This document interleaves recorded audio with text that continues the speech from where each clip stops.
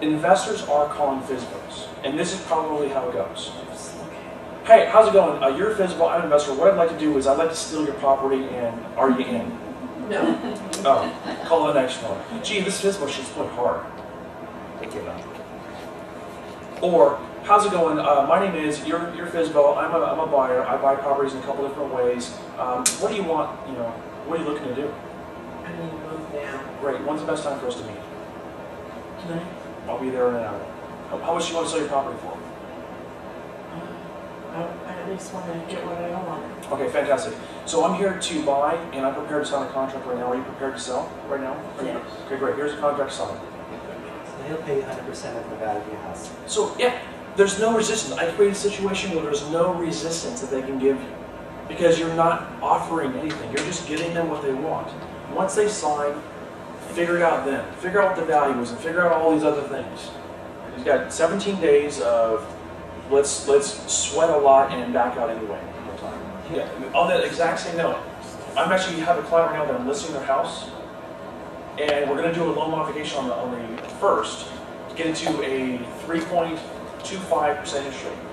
They are looking for a buyer that will buy it with seller financing because they're going to charge 5%. They're going to make $1,500 a month because it's such a large loan. I'm going to try and settle the second, which is $160,000. I'm going to try and settle the second for $25,000 and have the new buyers pay for that. So they just made an extra $120,000 out of thin air. So the point is, if you're in cahoots, if you're actually out in the world doing something, the A word is the most important thing, the action word. You're doing it.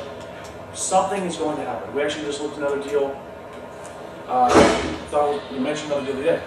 We're going to put another $100,000 on the board just because we looked at it in a different light. So we'd be using a buy and note strategy on that one. Not actually buying property, just buying a note at a discount. Yeah. So investors want security. If anybody here was an investor, you had your gray pants on and had the $500,000 cash restriction, and you said, okay, here's the thing. We want $420 because the house is worth $500. We're going to pay you back 15% of your money or 10% of your money, whatever it happens to be. It's going to take this long. This is the contract we have for the buyer at $510. And they're like, oh, I can see how that makes sense. Okay, cool. You have a really, really good story to present. They're secured by the knowledge of what you have actually kind of created. So, here's the great thing about real estate. Real estate is a phone book, and you guys have all seen the phone book trick, and it's kind of fun. But this is a phone book, all this stuff. And this is one particular page, and this is the page near it, and then this is another page, and then this is a page how we got to that page. It's all kind of connected, but if you look at it one page at a time, it's a little bit easier to read, a little bit easier to manage. So, we covered the subject 2 a little bit. We can talk about the subject 2. The subject 2 is going to have a relationship to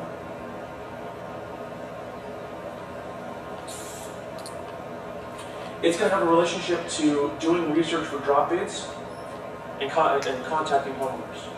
Opening bids, yellow letters, buyer's list, FSBOs, expires, those are default on the special sale.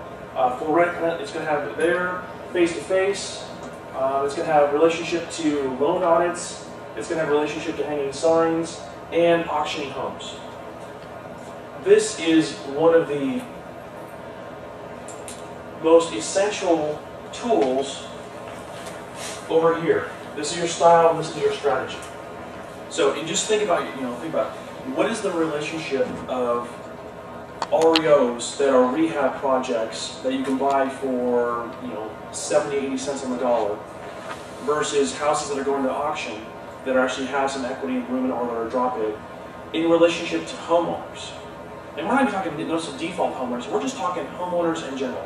The ratio is 99% are just normal homeowners. So your style should be in the yellow letter, buyer's list, calling, face-to-face, loan audits to call, mail, or signs, hanging signs, or auction homes. Your style is merely how is it that you feel comfortable talking to a homeowner. Your strategy will it'll work itself out, whether it's here, whether it's merely making a few $100 for a loan on it, whether it's doing an auction home and making a few thousand, whether it's buying it with little or no cash, subject to making $30,000 like my buddy. So the strategy, which is more detailed, it's what you're actually going to do, but the style is how you get there. What I would say is, if you can figure out one thing of this meeting, you know, what to take away from, what is my style? If you pick a style, you're not wrong. Do it until you get really, technically proficient at one of these things. I'm technically proficient at the face-to-face and the calling. I've never written a yellow letter.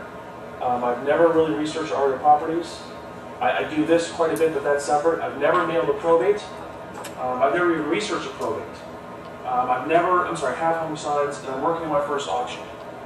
Figure out where you want to become technically proficient, and just try it. If you want to become technically proficient on one of these, you can do one of two things. If you want to get really good and make 35 grand like my buddy, join the inner circle. It's a great investment. If you don't, give me a call, and I'll see if I can give you a couple of tidbits here and there, and I'll patch on the buns, and you can go on about your way. Huge money to be made on multiple different levels. The 6 gun of buying homes and the 6 gun of helping people keep their homes. If you have technical proficiency in both of those, which is easy to come by, now is the time to be speaking to homeowners. Banks are cooperating, homeowners are desperate. There you go. So we're also way out here. So everything kind of is tied together and somehow. What's the next thing? Carly, Bruce, Charles, Nina, Dave. Dave has, he's also in the buyer category, but he's researching REOs. A guy that had lunch with today, he's actually doing a bunch of REO purchases in the East Bay. Oakland, Vallejo, Benicia, Martinez, Pleasant Hill. His last one, he'll make $120,000 on. He bought it for $38,000. We'll sell it for $120,000 more than that. It took him 450 properties to find that one. So, what he found was a property that was completely unfinanceable. So the properties that are fixed up and nice, right now there's two types of properties. Totally fixed up that sells right off the bat, and not fixed up at all and needs only cash, and that sits there. It sits there because not a lot of people can close on that. The trick on this one is first day cheap. If you have to be knowledgeable about an area, you have to know how to research value. That's a whole different topic for another day. We're not going to talk about how to research value. It's just there. So first day cheap. If you know an area, 3.2s are going between 550 and 600, and you see a 3.2 for 480, you just fire off an offer. Hey, make an offer on this property. Just do it now. Something happened in a back room someplace with the loss amount negotiator, the guy who's in control of all these REOs, and the realtor who's working that case. Hey, cool. Exactly. You tell Sydney, hey, you know what? This property, I need it sold in 30 days, make it happen. If you see first day cheap, be the first one. If you see 90 days on the market, do your research. What's it worth? What's the appropriate purchase price for an investor? So you're making about 12 to 15% on the money, and just make an offer. Just see what happens. Get involved in the game. Or unfinanceable. Hey Dave, you're a realtor. You list all kinds of REOs. I'm an investor, and I only buy unfinanceable REOs. Would it make sense, or would you be curious to have a conversation on me? Do you have any properties that you've been wanting to sell but people can't get financing? You do? Great. How about, anybody else in your office do the exact same thing? Okay, great, fantastic. And what's the address of those REOs? So instead of going through the whole MLS, call the people who are actually doing it. Hey, you know what? I don't have one on the MLS right now, but I've got this one that I've been holding off on because, gosh, I cannot get somebody, a contractor out there to replace the floor, and I can't get finance without a floor. How much do you want to sell it for?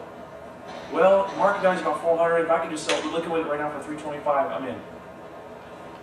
Let me go get my gray pants. I'll go ahead and get my checkbook. So, if you're making contact to the realtors, increases your odds of finding something.